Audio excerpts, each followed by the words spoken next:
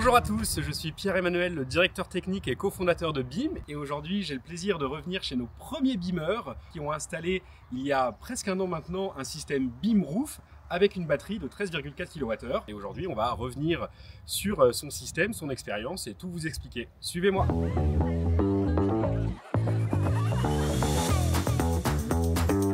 Une batterie, ça permet de stocker l'excédent de production en journée pour pouvoir la décharger le soir. Et ça permet de booster le taux d'autoconsommation de votre installation solaire et donc de moins tirer sur le réseau. Une batterie, ça sert aussi à pouvoir être là en cas de coupure du réseau pour continuer d'alimenter les circuits électriques principaux et importants de votre foyer.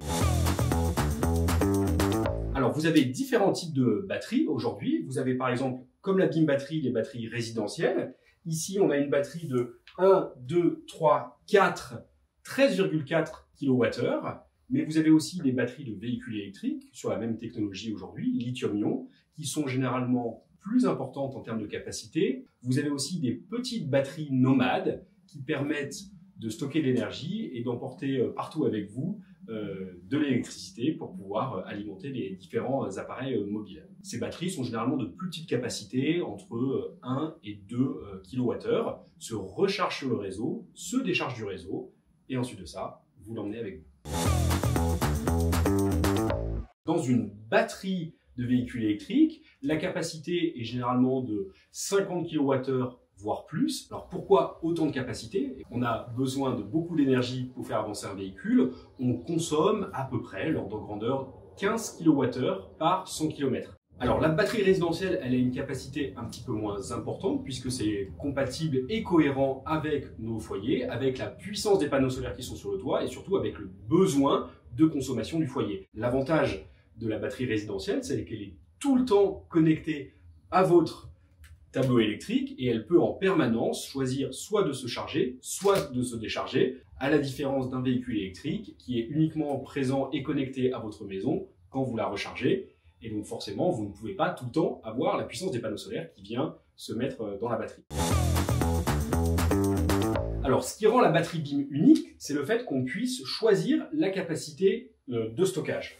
On peut avoir 2, 3 ou 4 modules chimiques qui font chacun 3,3 kWh. On peut ensuite rajouter des modules pendant la première année d'utilisation de la batterie pour ajuster au juste nécessaire ce dont on a besoin pour son foyer.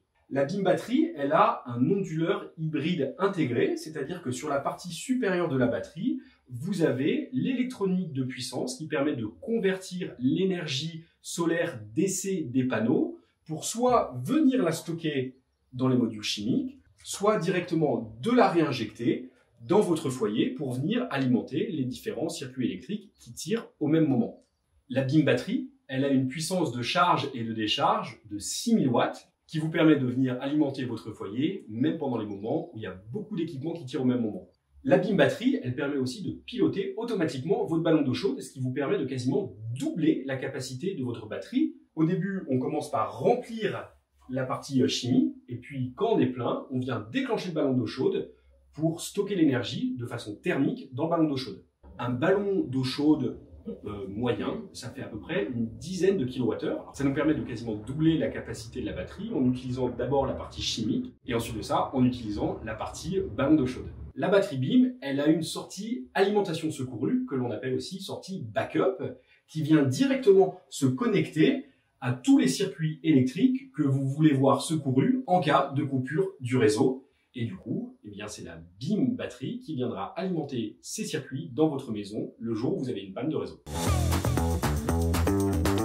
En résumé, la BIM batterie, c'est 1. Autoconsommation. Je viens stocker en journée l'excédent solaire pour le consommer chez moi le soir et du coup réduire mes factures.